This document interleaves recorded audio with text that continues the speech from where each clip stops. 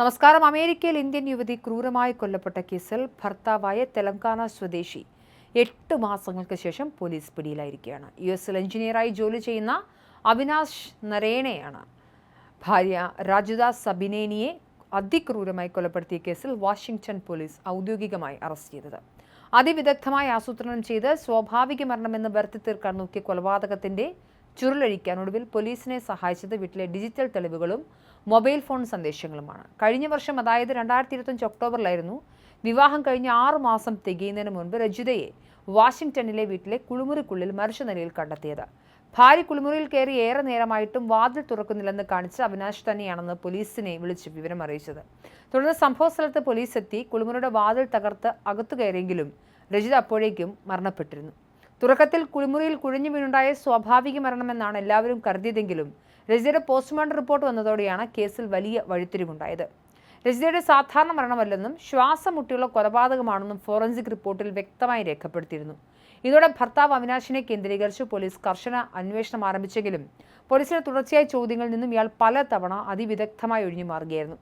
സംഭവ സമയം താൻ വീട്ടിലുണ്ടായിരുന്നില്ലെന്നും പുറത്തുപോയിരിക്കുകയായിരുന്നെന്നും 40 മിനിറ്റിന് ശേഷം തിരികെ എത്തിയപ്പോഴാണ് ഭാര്യ കുളിമുറിയിൽ നിന്നും ഇറങ്ങാത്തത് ശ്രദ്ധിച്ചതെന്നുമായിരുന്നു അവിനാശ് പോലീസിന് നൽകിയ മൊഴി.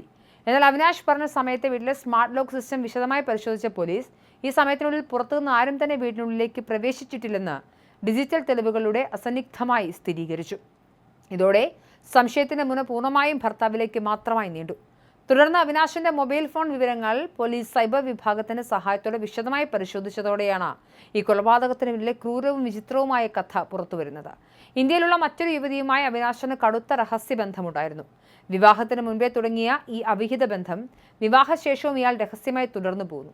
ഈ കാമുകി അവിനാശിന്റെ വിവാഹ ചടങ്ങിൽ വരെ അതിഥിയായി പങ്കെടുത്തിരുന്നു എന്നതാണ് ഞെട്ടിക്കുന്ന മറ്റൊരു വസ്തുത. യുഎസിലെത്തിയ ശേഷവും ദിവസം 4 തവണയെങ്കിലും ഇയാൾ ഇന്ത്യയിലുള്ള കാമുകിയെ ഫോണിൽ വിളിക്കാറുണ്ടായിരുന്നു. രജിതയെ കൊലപ്പെടുത്തിയ ദിവസവും ഇയാൾ കാമുകിയെ വിളിക്കുകയും ഭാര്യയുടെ ജീവനറ്റ മൃതദേഹത്തിന്റെ ചിത്രം ഫോണിലൂടെ കാമുകിക്ക് അയച്ചു നൽകുകയും ചെയ്തു. പിന്നീട് ഈ സന്ദേശങ്ങളെല്ലാം ഫോണിൽ നിന്നും ഇയാൾ അതീവ ജാഗ്രതയോടെ നീക്കം ചെയ്തെങ്കിലും പോലീസ് അത്യാധുനിക സാങ്കേതിക വിദ്യയിലൂടെ ഇവയെല്ലാം വീണ്ടെടുക്കുകയാണ് ഉണ്ടായത്. കൊലപാതകത്തിലേക്ക് നയിച്ച മറ്റ് ഡിജിറ്റൽ തെളിവുകളും ഇരുവരുടെയും മുൻകാല ചാറ്റുകളിൽ നിന്ന് പോലീസിന് ലഭ്യമായിട്ടുണ്ട്. അവിനാശ് അടുത്തിടെയായി വീട്ടിൽ വെച്ചുണ്ടാക്കി നൽകുന്ന സ്മൂത്തിക്ക് ചുവമരുന്നിന്റെ കടുത്ത ചുവയുണ്ടെന്ന് രജിത പരാതിപ്പെടുന്ന സന്ദേശങ്ങൾ അവരുടെ ഫോണിൽ ഉണ്ടായിരുന്നു.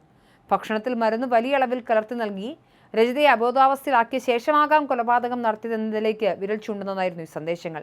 രക്ഷപ്പെടാൻ യാതൊരു വഴിയുമില്ലാത്ത വിധം കൃത്യമായ ഡിജിറ്റൽ തെളിവുകൾ നിരത്തി പോലീസ് നടത്തി നിരന്തര ചോദ്യം ചെയ്യലിനൊടുവിൽ പ്രതിയായ അവിനാശ് കുറ്റം സമ്മതിക്കുകയായിരുന്നു.